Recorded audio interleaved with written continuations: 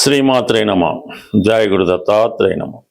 వృశ్చిక రాశి వారికి మరి ఈ వారంలో అష్టమ స్థానంలో రవిగ్రహ సంచారం. ఇది ఈ రాశి వారికి అధికారుల వల్ల వేధింపులు, వృత్తిపరమైనటువంటి సమస్యలు, అనవసర ప్రయాణాలు, అనవసర ఆందోళన ఇవన్నీ కూడా జరిగే అవకాశం ఉన్నది.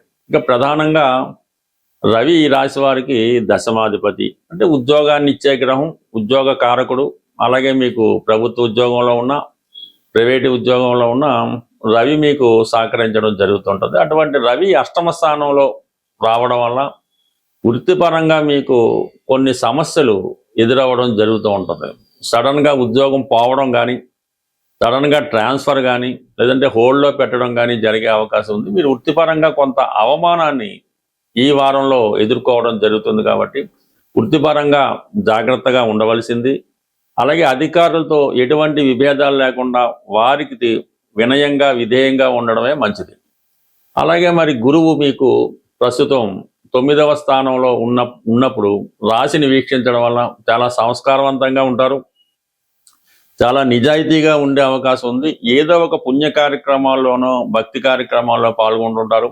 అలాగే ఆధ్యాత్మిక రంగంలో ఉన్నటువంటి మిత్రులు మీకు సహకరించడం జరుగుతుంది. ఏదో ఒక పుణ్యక్షేత్రాన్ని కూడా సందర్శిస్తారు. దాంతోపాటు సప్తమాధిపతి శుక్రుడు భాగ్యస్థానంలో ఉన్నాడు. అది మీ జీవిత భాగస్వామికి చాలా వరకు కలిసి వస్తుంది. ఒక విధంగా మీరు మగవారై ఉంటే భార్య యొక్క ప్రవర్తన మీకు అనుకూలంగా ఉంటుంది. ఆమె మీతో చాలా సహకరిస్తుంది. భార్య వల్ల మీకు గుర్తింపు, పేరు లభించే అవకాశం ఉంది. ఎక్కువగా వారు ఆధ్యాత్మిక కార్యక్రమాల్లో పాల్గొనడం కానీ, మంచి కార్యక్రమాల్లో పాల్గొనడం జరిగే అవకాశం ఉంది. మీకు వివాహం ద్వారా, అంటే ఈ సమయంలో మీకు వివాహం ఏమైనా కుదిరితే వివాహం ద్వారా అదృష్టవంతులు అవ్వడం జరుగుతుంది. అంటే సింపుల్గా చెప్పాలంటే మీకు భార్య వలన కలిసి వస్తుంది, లేదా స్త్రీల వలన కలిసి వచ్చే అవకాశం ఉంటుంది. అదే మీరు స్త్రీ అయి ఉంటే మీ భర్త గారి యొక్క ఆలోచన విధానం కానీ, వారి అలవాట్లు కానీ బాగుంటాయి. వారి యొక్క ప్రవర్తనలో సంపూర్ణమైన మార్పు రావడం జరుగుతుంది. మీకు చాలా అనుకూలంగా మారడం జరుగుతూ ఉంటుంది. వృశ్చిక రాశి వారికి దశమ స్థానంలో ఉన్నటువంటి కేతువు ఏదైనా ఉద్యోగపరంగా మిమ్మల్ని రాంగ్ డైరెక్షన్లో నడిపించే అవకాశం ఉంది.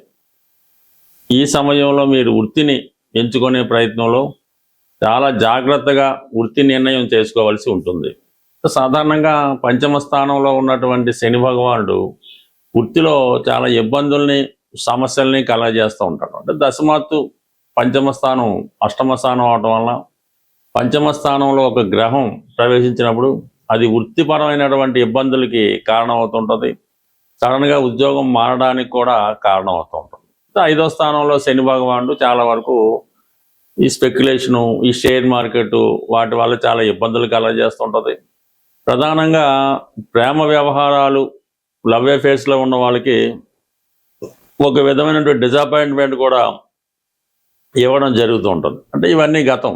ప్రస్తుతం పంచమ స్థానాధిపతిగా ఉన్నటువంటి గురువు పంచమ స్థానాన్ని వీక్షించడం వల్ల మీరు ఎదుర్కొంటున్నటువంటి ఉద్యోగపరమైనటువంటి సమస్యలు కొంతవరకు పరిష్కారం అవుతాయి.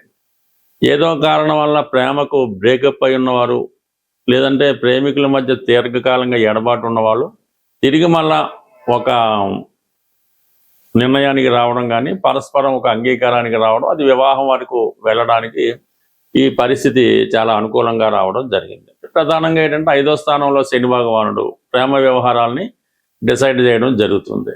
సప్తమంలో కుజుడు రాశ్యాధిపతిగా సప్తమం కాబట్టి వివాహ విషయంలో ఒక అంగీకారానికి, ఒక అగ్రిమెంట్కి రావడం జరుగుతుంది. అలాగే సప్తమాధిపతి భాగ్యస్థానంలో ఉండడం, ఇవన్నీ కూడా వివాహపరంగా ఎటువంటి సమస్య అయినా మీకు సహకరించే అవకాశం ఉంది. ప్రధానంగా విదేశ ప్రయాణాలు, అంటే భాగ్యస్థానం అన్నది విదేశ ప్రయాణాలు, పుణ్యక్షేత్రాలు దర్శించడం, పెద్దవారి యొక్క సలహా సంప్రదింపులు ఇవన్నీ కారణమవుతుంటాయి. ప్రధానంగా 9వ స్థానంలో ఉన్నటువంటి శుభగ్రహాలు 3 కలుస్తున్నాయి. అక్కడ ఆల్రెడీ గురువు అక్కడ ఉన్నాడు, శుక్రగ్రహం అక్కడ ఉన్నారు, ఇప్పుడు లాభాధిపతి కూడా అక్కడ కలియటం వల్ల ఇది విద్యార్థులకి చాలా సులభంగా ఉండే అవకాశం ఉంది. మీరు ఏదన్నా ఒక మెడికల్ ఎంట్రన్స్ రాస్తున్నా, మెడికల్ విద్యలో ప్రవేశం కోరుకుంటున్నా, ఇది చాలా ఉత్తమమైనటువంటి సమయం. మీరు ఏమాత్రం కృషి చేసినా కూడా ఒక మంచి కాలేజీలో మీకు సీట్ రావడం జరుగుతుంది. అలాగే డిగ్రీ నుంచి పీజీ చదవాలనే విద్యార్థులు కూడా వారి యొక్క ఆశయం కూడా నెరవేరడం జరుగుతుంది. బట్ ఎప్పటికైనా సరే 9వ స్థానంలో ఒక గ్రహం ఉన్నప్పుడు, ఒక గ్రహం ప్రవేశించినప్పుడు అది జాతకుడికి ఆయా కారకత్వాల ద్వారా ఉత్తమ ఫలితాలు ఇవ్వడం జరుగుతూ ఉంటుంది. అలాగే పిల్లల యొక్క అభివృద్ధి, మీ యొక్క సంతానం యొక్క అభివృద్ధి మీకు చాలా గర్వకారణం అవుతుంది. ఎస్పెషల్లీ సంతానం కొరకు ఎదురు చూస్తున్నటువంటి వారికి కూడా సంతాన విషయంలో మీరు ఒక శుభవార్త వినే అవకాశం ఉంది. సర్వసాధారణంగా మరి స్త్రీలకి 9వ స్థానమే శుభంగా ఉన్నప్పుడు అటు సంతానాన్ని ఇస్తుంది, సౌభాగ్యాన్ని ఇస్తుంది, వివాహాన్ని ఇస్తుంది, అలాగే విదేశ అదృష్టాన్ని కూడా ఇవ్వడం జరుగుతుంది. కాబట్టి బట్ ఏదైనా వృశ్చిక రాశిలో ఉన్నటువంటి స్త్రీలకి ప్రస్తుతం భాగ్యస్థానంలో ఉన్నటువంటి శుభగ్రహాలు సంపూర్ణమైనటువంటి శుభ ఫలితాలు ఇవ్వడం జరుగుతుంది.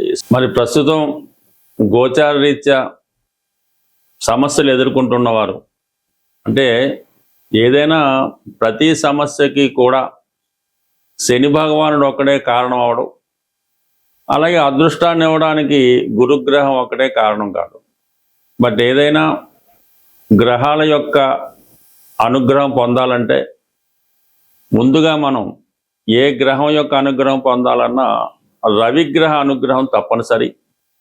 అందుకనే ప్రతి ఒక్కరూ జీవితంలో ప్రతిరోజు కూడా ప్రథమంగా ఈ సూర్య నమస్కారం చేసుకోవడం, వీలున్న వాళ్ళు ఆదిత్య హృదయాన్ని పారాయణ చేయడం వల్ల రవి అనుగ్రహిస్తాడు. రవి అనుగ్రహించినప్పుడు అటు ప్రభుత్వం సహకరిస్తుంది, పెద్దవారు సహకరిస్తారు, మెయిన్గా ఆరోగ్యం కూడా అనుకూలించే అవకాశం ఉంటుంది. కాబట్టి ఇందులో స్త్రీ పురుషులన్న భేదం లేదు, ఇద్దరు కూడా సూర్య భగవాను ఆరాధించడం వల్ల మీలో కాన్ఫిడెన్స్ పెరుగుతూ ఉంటుంది. అయితే మనం ఏ పని చేయాలన్నా కూడా శని యొక్క అనుగ్రహం కూడా తప్పనిసరిగా ఉండాలి. అటువంటి శనిగ్రహ అనుగ్రహం సులభంగా పొందాలనుకున్న వాళ్ళకి ఈ వారం చివరిలో శనివారం రోజు అంటే 27వ తారీఖున శని త్రయోదశి రాబోతుంది.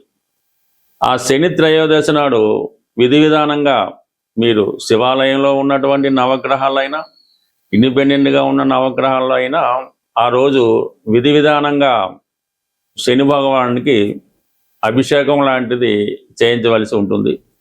అది స్వతంత్రంగా కాకుండా అక్కడ ఉన్నటువంటి పురోహితుల ద్వారా, ఆ గుడి యొక్క పద్ధతి ద్వారా 1 by 1 అంటే ఒకరి తర్వాత ఒకరు ఆరాధించుకోవాల్సి ఉంటుంది. ఇప్పుడు సాధారణంగా ఏం చేస్తారంటే ఒకరు ఏదో పువ్వులు పెట్టి పూజ చేస్తుంటాడు, ఒకడేమో నువ్వులు వేస్తుంటాడు, ఇంకోటి వచ్చి ఆయిల్ వేస్తుంటాడు. ఇలాగా అది శనికి చాలా డిస్టర్బ్ అవుతూ ఉంటుంది. అది క్రమశిక్షణ లేకపోవడం అన్నది శని భగవానికి చాలా ఇబ్బంది కలిగే విషయం. కాబట్టి ఏ సమయంలో అయితే మనకి ఎప్పుడైతే శనివారం శనిహోర ప్రారంభమైందో అది 1 by 1 శనికి డిస్టర్బ్ లేకుండా క్రమశిక్షణతో ఈ అభిషేకం చేసుకోవడం.